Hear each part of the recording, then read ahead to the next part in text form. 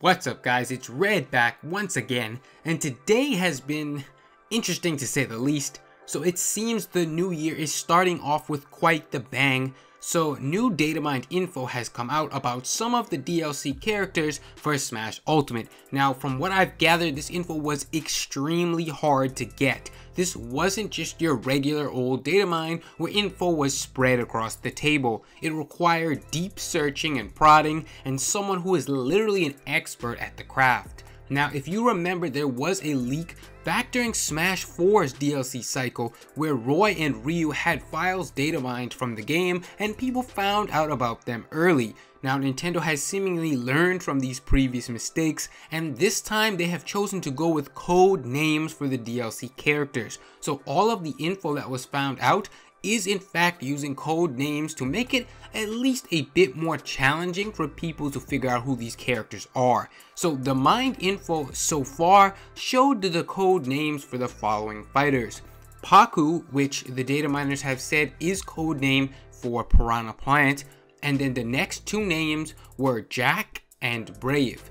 Now Jack has been assumed to be Joker, the most recent DLC reveal. Now Jack makes a lot of sense for Joker's codename, as from what I've been told, he's referred to as a jack of all trades in Persona 5, and Jack Frost is the mascot for the company Atlas, who you might know is in charge of the game Persona 5.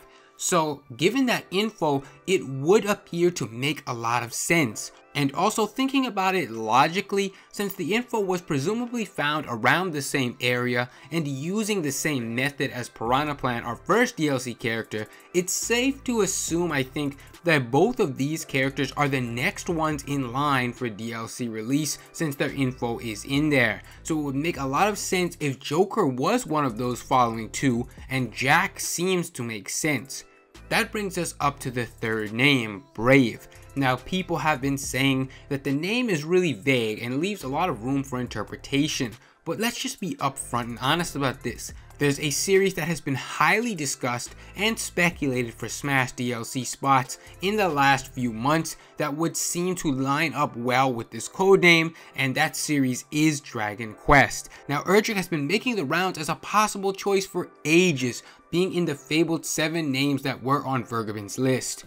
But not just Verg, almost every insider in the business now has come forward with the rumblings of hearing Erdrick and Dragon Quest in high talks. Now the word Brave is a very interesting one, as the direct Japanese translation for this is the word Yusha. This is significant. Yusha is a word sometimes used in Japan when describing or talking about a hero. It is not the direct translation of the word hero, but it is used in certain circumstances. And adding on to that, in the Dragon Quest games, the hero class is labeled as this kanji, Yusha, or in other words, Brave. And the hero class is something that is restricted to the main character's role of the games. And Dragon Quest Hero is the typical name that these characters go by. When you piece all of the factors together, you can see that sure, the word Brave is a bit vague, but there is clearly a frontrunner series for who this was referring to. Given that Dragon Quest has been rumored for so long now, it would just make sense that Brave was lined up for them. Now it is still unclear if it will be Erdrick or another Dragon Quest hero, but my money is on Erdrick, and here is why. When looking at the recent Square Enix characters that have crossed over into fighting games, you'll see a bit how the company thinks. They seemingly elect to go with their newer characters to help promote their newer games. This was the case for both Noctis in Tekken and 2B in Soul Calibur. Rather recent characters that would help promote those games. But what happened with Smash 4? Nintendo elected to go for Cloud, someone very much a legacy character and who was a giant representative for the entire Final Fantasy series rather than the new poster boy. And we know this was Sakurai and Nintendo's decision, as it was hinted at back in the Sakurai and Nomura interview. This isn't an exact number, but among the requests for a Final Fantasy character to appear in Smash, around 1/4 or 1/3 of those requests we got from fans were for Cloud. I really wanted to answer the desires of those fans, and even though I thought it would be impossible, I reached out anyway just to try. When we first talked, I asked, are you sure you're okay with Cloud? He's not a character from a new game after all. Sakurai wanted Cloud, not the new boy on the block Noctis, and Square seemingly in the end obliged, which differentiated from the pattern of their other crossover fighters. Now I think we may be looking at a situation similar to that one yet again. The Dragon Quest debate between Erdrick, the legacy character, and the Dragon Quest XI hero is pretty much the same boat. One is very much the de facto legacy character of the entire series, and the other is the new kid on the block for the latest game, Dragon Quest XI. Nintendo and Sakurai have already shown once who they favor in this kind of debate. I think this history would end up repeating itself, and Nintendo would in fact reach for Erdrick. Nintendo and Sakurai especially seemingly like to prioritize legacy at key pivotal moments, and I think Dragon Quest is one of those cases where they would prioritize legacy rather than taking the new character on the block. Dragon Quest is one of the most known RPGs, especially in Japan. It is thought of as the grandfather of JRPGs by many around the world. This is a series where I think Sakurai would urge Nintendo to choose Erdrick. Now this is just my own personal speculation, but I think it makes a lot of sense given what we know about both Nintendo and Cloud's inclusion into Smash as it is. Now if we want to go back and look at other information, there is still the leak that originated from 5chan, which listed Joker's stage and other persona information along with information about Erdrick. Slime was listed on that leak as well, which brings up an interesting point that we still have no idea how this Dragon Quest character would function, whoever it is. Will they summon Slime as one of their special moves? Will they summon other characters as well? Will there be some sort of Pokemon trainer party system for the Dragon Quest heroes? There's a lot up in the air with this roster slot that still no one seems to know a lot about.